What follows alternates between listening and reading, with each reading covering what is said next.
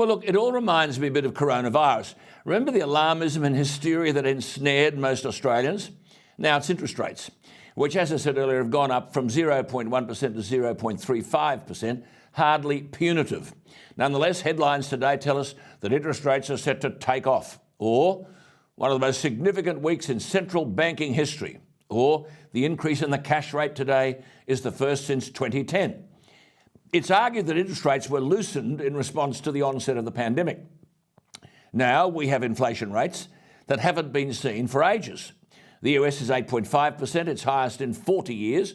Australia is 5.1%, the highest since the GST was introduced in mid-2000. Now, admittedly, the oil price, as I said, has soared from US $77 a barrel at the start of the year to currently trading at US $107 a barrel, but it did climb to $128 in March. This is inflationary, of course, pushing up the price of everything. It's the same with gas prices, as Europe struggles to find alternative sources of supply to Russia. It's reported that European gas is costing about 5 times what it did a year ago. Of course, with everyone chasing gas supplies, the price goes up, and that, of course, is inflationary. Obviously, the board of the Reserve Bank has had concerns about moving the cash rate during a federal election campaign, but surely there can't be any Australian who believes that interest rates near zero can be sustained. And the longer inflation persists, the worse the problem gets. There are strong arguments for lifting interest rates, and there is alarmist talk about what that will do to household cost of living pressures. Mind you, if the Reserve Bank is trying to curb inflation, as I said last night to Josh Frydenberg, the federal budget pumped billions of dollars into the pockets of consumers already enjoying low interest rates and unemployment at or below 4%. And to date, in this mad election campaign, the spending and the promises have no limits. It's as if inflation didn't exist.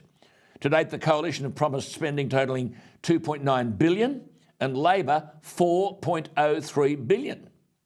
But is all this interest rate alarmism justified? Firstly, in regard to mortgage holders, a third of households have mortgages. The other 2/3 are split between renters and people who have paid their mortgage off. But if inflation is the consequence of uncontrolled spending and too many people chasing the same goods, forcing up prices, then a slight interest rate rise takes a chunk out of disposable income, and these households will cut back on purchases. That takes the pressure off prices. Then, of course, for 2/3 of households that don't have a mortgage, interest rate increases help their savings, which currently are earning next to nothing. So higher interest rates boost their disposable income. Then, of course, you might borrow less if you use your money to earn a higher level of interest. Or if purchases, as a result, are delayed, that reduces the total demand in the economy.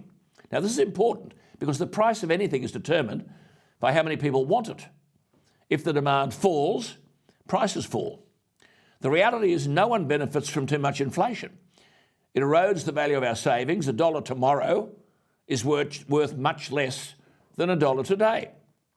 So as Jessica Irvine writes sensibly today, that means, quote, we all have to keep working much longer to fund the same standard of living in retirement. It's a portion of pain now to protect us into the future, unquote. In summary, the alarmism and headlines are hardly justified. Let's get on with life. We're never going to be able to live with the interest rates we have enjoyed since 2010.